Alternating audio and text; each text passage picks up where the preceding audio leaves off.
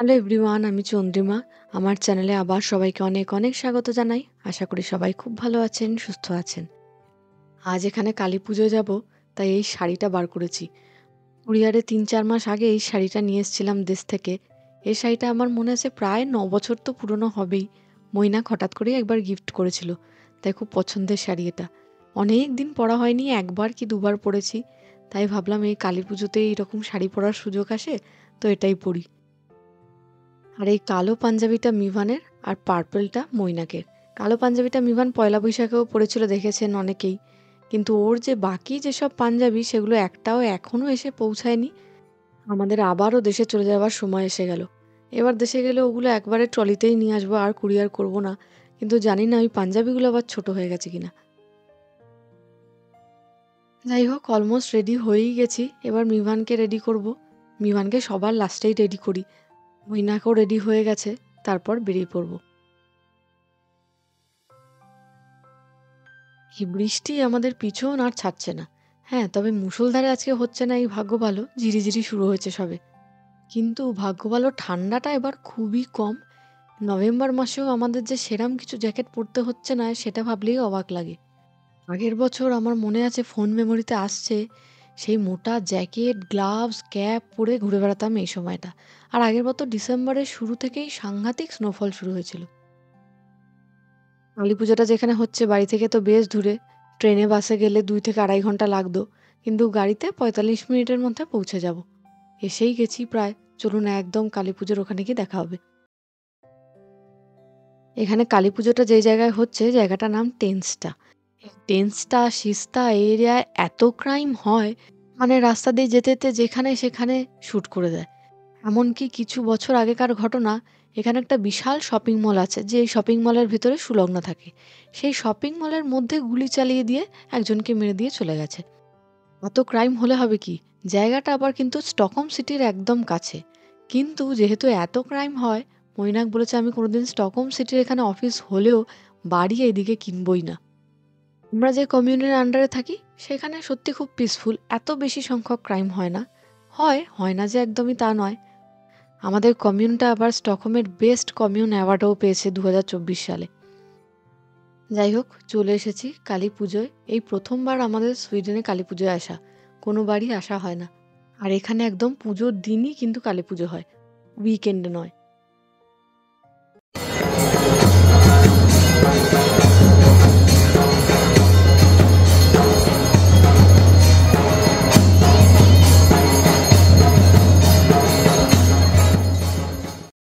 এই কালী পুজো চলে আসা মানেই মনে হয় যেন সব কিছু শেষ হয়ে গেল, আবার একটা বছরের অপেক্ষা। যদিও পরের বছর দুর্গাপুজোটা অনেকটাই এগিয়ে এসেছে। আর দুর্গাপুজো, কালীপুজো এলে এমনিই ভীষণ মন খারাপ হয়। তখন যেন আরো বেশি করে দেশে যেতে ইচ্ছা করে, কত বছর পুজো দেখি না। কোথাও বেরোই না বেরোই, ওই সকালবেলা উঠে মাইক্রোফোনের ঢাকের আওয়াজটাতেই যেন আমাদের দিন ভালো হয়ে যায়। আর এই যে বাচ্চা বাচ্চা ছেলেগুলো, এরা কিন্তু সব কমিটির মেম্বার। কিন্তু এত সুন্দর ঢাক বাজায়, মনে হয় যেন একদম প্রফেশনালদের মতো। এই পুজো কমিটির মোটামুটি সব ছেলেরাই দেখেছি খুব ভালো ঢাক বাজায়।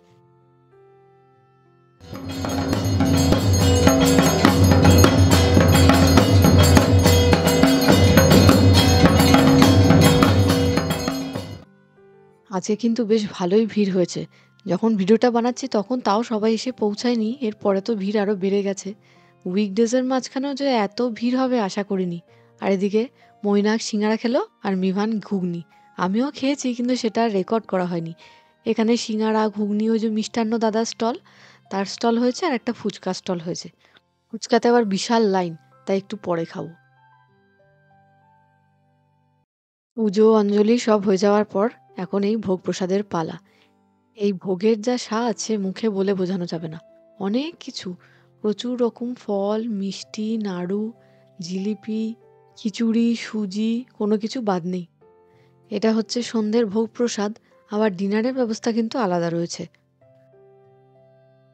একটা দুর্গাপুজো চালানো বিদেশের মাটিতে কম মুখের কথা নয়। কত কিছু যে মাথায় রাখতে হয়, নিয়ম কানুন, তারপর এত বড় দুর্গাপুজো অ্যারেঞ্জ করা সাংঘাতিক একটা হেডেকের কাজ। আমরা তো যাই, আনন্দ করি। আর কিছু মানুষ দিন রাত পরিশ্রম করে একটা দুর্গাপুজো বা কালী পুজো সব কিছু অ্যারেঞ্জ করে। রাতে তো বোধহয় ঠিক করে তারা ঘুমাতেও পারে না। আর এই সমস্ত খাবার কিন্তু এই কমিটির সদস্যরা নিজে হাতে তৈরি করে। আর এই হচ্ছে ফুচকা স্টল, এখানে ফুচকা ঘুগনি সব পাওয়া যাচ্ছে। ফুচকার লাইন দিয়েছি, কখন পাবো এটাই হচ্ছে ব্যাপার। মিনিমাম 15 মিনিট দাঁড়াতে হচ্ছে এক প্লেট ফুচকা পাওয়ার জন্য। ভিডিও করলাম তুমি যে খাচ্ছ আমাকে না দিয়ে, আমাকে ও সত্যি যতবার আসি ততবার মিষ্টিতেই আমার সব টাকা শেষ। আর এই চলে এসেছে আমাদের ভোগ প্রসাদ, কি নেই দেখুন, চিড়ে কলা মাখা থেকে খিচুড়ি, মিষ্টি, জিলিপি, নাড়ু সব। যা ভোগ খেলাম না, জন্মান্তরে স্বাদ স্বাদ না এলে মিস করে যেতাম ফাটাফাটি।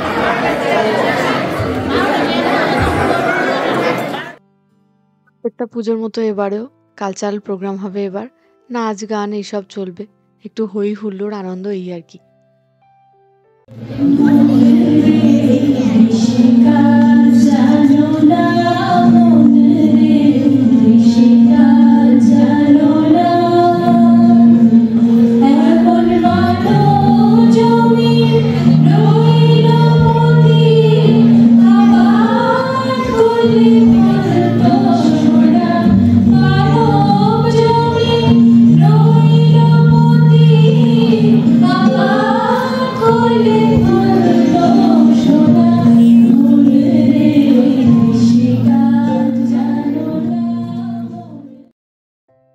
এই যে গানটা গাইলো, আমার এত পছন্দের একটা গান, অবশ্যই এই গানটা কেউ না পছন্দ করে। আর এখন সবাই পাশে গান গাইছে আর গানের সাথে ইনি নাচছেন।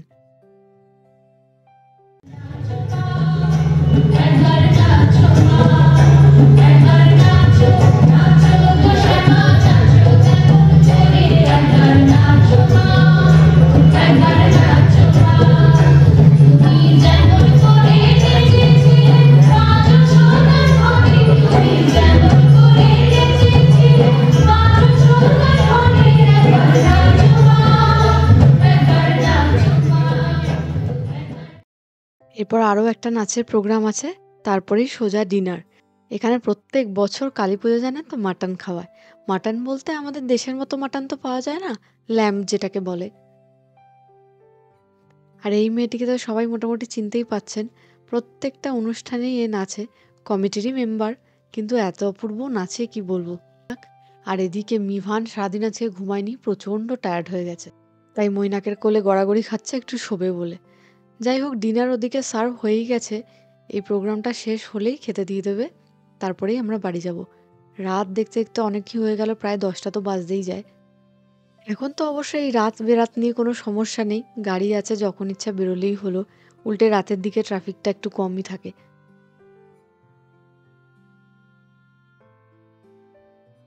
এই হলো কালী পুজোর স্পেশাল মেনু, ভাত, ছোলার ডাল, mutton, salad R laddu.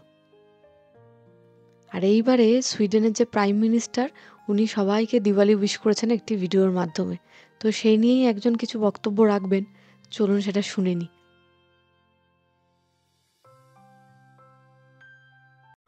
I'd like to invite Mr. Noman for a short speech. He has some special message for us. So, yeah. Thank you so much, and I'm thankful for all of you to invite me here. And this is so fantastic function. Jai Kali Ma, and I will always come and attend all the festivals whenever we celebrate here. And this is a good time for Indian diaspora that the Diwali festival is greeted from the Prime Minister of Sweden, and we are highly appreciated him, and we will always thankful to him that he will celebrate all the other festivals as well. Thank you so much. Thank you all. Jai Kali! Thank you. সমস্ত অনুষ্ঠান শেষ, এবার টুকটুক করে বাড়ি যাওয়ার পালা। আবার এই সবার সাথে একটা বছর পর দেখা হবে। মাঝে ওই পয়লা বৈশাখের সময় বোধহয় একবার দেখা হবে, যদি পয়লা বৈশাখের অনুষ্ঠানটা হয়, না তো সেই একটা বছরের অপেক্ষা। যদিও পয়লা বৈশাখে সবার সাথে দেখা হয় না, তাই সবার সাথে দেখা করার জন্য এই দুর্গাপুজো আর কালী পুজো।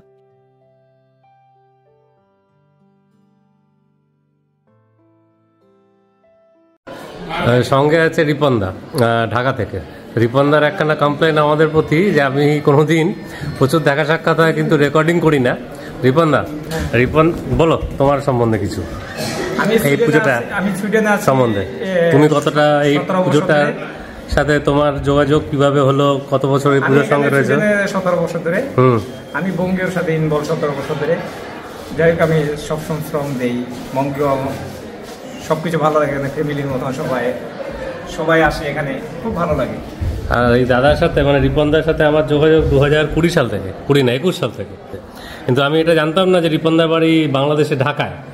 তো রিপনদাকে এই ভিডিও বা ব্লগে এনে আমার নিজের খুব ভালো লাগলো।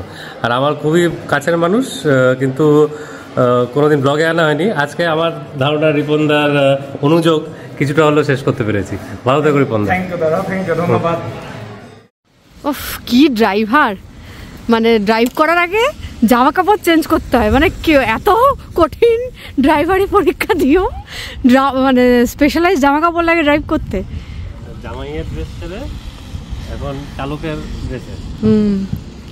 মানে এতদিন ড্রাইভারি এত কঠিন এক্সাম দিও, এখন পাঞ্জাবি পরে এখন ড্রাইভিং করতে পারছে না। কি অবস্থা, কি ড্রাইভার রেখেছি আমি, সত্যি। আমি তো কোনোদিন দেশেও কোনো ড্রাইভার দাদাকে দেখিনি পাঞ্জাবি পরে চালাতে, যাই না। ড্রাইভার দাদাকে দেখোনি, কিন্তু অনেক ছেলেরাই চালায় পাঞ্জাবি পরে পুজোর সময়, বিয়ে করতে যায় যখন। মাছ খেতে অনেক কিছু করে ফেলে, জানো তো, মাছ খাওয়ার যেটা তুমি করেছিলে আমার ক্ষেত্রে, তারপরে নিজে আমাকে উল্টা মাছ দিয়ে দিয়েছো। তো মাছ খাওয়ার সময় মানুষের দিক বিদিক জ্ঞান থাকে না, যে আনন্দে দৌড়ে দৌড়ে যায়। একদম পঙ্গপালের দল যেমন আগুনে ঝাঁপিয়ে পড়ে, সেই ঠিক যেমন আমিও পড়েছিলাম তোমার পাল্লায়। রাত প্রায় 11:30টার মতো বেজে গেছে, গাড়িতে বসেছি, আর একটু পরেই ঘটে গেছে সেই দুর্ঘটনা। গাড়িটাও 1 মিনিটও চালাতে পারেনি, পড়ে গেছিল গাড়িটা একটা পাথরের ওপর। ব্যাস, আর কে দেখে। এই সেম ঘটনা ওই দিনকে নাকি আরও একজনের হয়েছে কালী পুজো থেকে ফেরার সময়।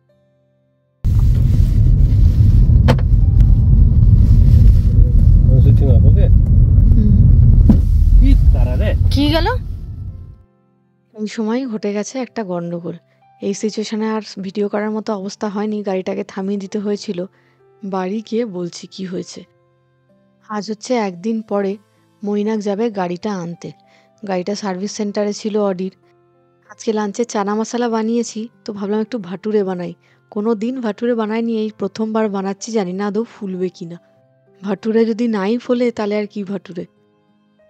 তো আগের দিনে যা ঘটেছিল, রাত্রির প্রায় তখন 11:30 পৌনে 12টা তো বাজেই, হঠাৎ করে মাঝ রাস্তায় একটা পাথরের ওপর মৈনাকের গাড়িটা পড়ে টায়ারটা যায় বাস্ট করে। আর এখানে তো কলকাতার মতো নয় যেখানে সেখানে গাড়ি দাঁড় করিয়ে দিলাম বা কোনো সার্ভিসিংয়ের লোকজন ডেকে নিয়ে চলে এলাম। অত রাতে পড়েছিলাম মহা বিপদে। তারপর মৈনাক এক বন্ধুকে ফোন করলো, সে বলল অডির সার্ভিস সেন্টারে ফোন করতে, অডি থেকেই ট্রাক পাঠাবে, ট্রাকে করে সেই গাড়ি তুলে নিয়ে যাওয়া হবে। কিন্তু সেই ট্রাক আসতেও সময় লাগবে 1 ঘন্টা। তাই জন্য অত রাতে আমি আর মিভান তো অপেক্ষা করিনি, প্রায় তখন 12:30 বেজেই গেছিল। আমি আর মিভান একা ট্যাক্সিতে অত রাতে এসেছি, আর মৈনাক ওখানে থেকে গেছিল। সেই ট্রাক এলো, গাড়িটা তুলে নিয়ে গেল। যদি ছোটোখাটো কোনো সমস্যা থাকতো ওরা ওখানেই ঠিক করে দিত স্পটে, কিন্তু চাকাটা এমনভাবে বাস্ট করেছে যে পুরো চাকাটাই রিপ্লেস করতে হয়েছে। আমাকে দেখে ঘর ক্লিন করার কথা মনে পড়ে। তো যাই হোক, তুমি আসো, ওই যে খাবার নিয়ে দাঁড়িয়েছি। না, এই ঘর দেখানোর মতো অবস্থাই নেই, মানে ভদ্রলোকের বাড়ি এরকম থাকে না। তো যাই হোক, তুমি চলো লিভিং রুমে চলো, দিচ্ছি। এই হচ্ছে আজকের লাঞ্চ, ছোলে ভাটুরে আর পায়েস। আর মৈনাকের খাওয়ার পর গাড়িটা নিয়ে এলে আপনাদের দেখাবো যে কোন চাকায় কি হয়েছিল। এই যে ছেলে এদিকে ঘর বরবাদ করে, আর এদিকে বাবা, দুজনে কম্পিটিশন দিয়ে। দেখো, গাড়ি আনতে হবে তো, তাই মনটা ভালো রাখার জন্য একটু ভালো ভালো খাবার দিলাম, বুঝলে তো। তো কমের মধ্যে দিয়ে গেছে, ইন্স্যুরেন্সে কাভার্ড আছে প্রথম 3 বছর, ফুল ইন্স্যুরেন্স, তো সমস্যা হবে না, টাকা পয়সা কিছু ঝরেনি। কিন্তু ওই জায়গাটায় হঠাৎ আটকে গিয়ে ওই তোমাদের ট্যাক্সিতে করে ফেরত পাঠানো, এটাও একটা অভিজ্ঞতা। অত রাতে আমরা তো তাও 1:30টার সময় ফিরেছি। মৈনাক ফিরেছে প্রায় 2:30 কি 2:45। তারপরের দিন আরও একটা কালী পুজো যাওয়ার কথা ছিল আমাদের, সেখানে আর যেতে পারিনি। তো যাই হোক, আমিও খেয়ে নিই, তারপর আপনাদের বাইরে গিয়ে দেখাবো যে গাড়িটার কি সিচুয়েশান। মৈনাক অবশ্যই গাড়িটা আনতে যাবে, তারপর দেখাতে পারবো। এদিকে মিভানের গ্লুটেন অ্যালার্জি আছে বলে লুচি খাওয়া বারণ, কিন্তু বেচারা লুচি খেতে কি ভালোবাসে। কিন্তু আমি যখন খাই ওকে না দিয়ে তো খেতে পারি না, একটু একটু দিই, খুবই কম দিই। আর গ্লুটেন ফ্রি যেসব আটা পাওয়া যায় সেগুলো থেকে ঠিক লুচি তৈরি হয় না, রুটি তৈরি করে দিই মাঝে মাঝে।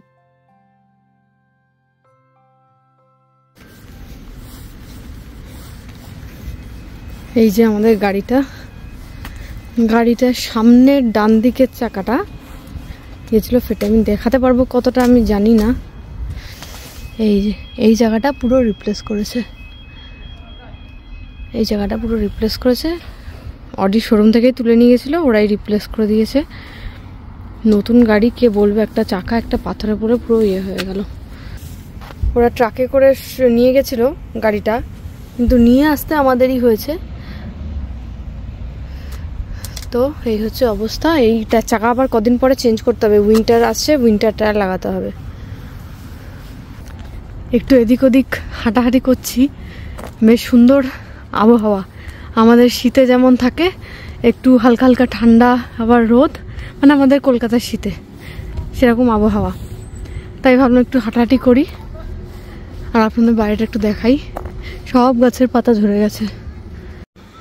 আর এর সাথে সাথে আজকের ব্লগটা এখানেই শেষ করছি। আবার খুব জলদি দেখা হবে নতুন একটা ব্লগ নিয়ে।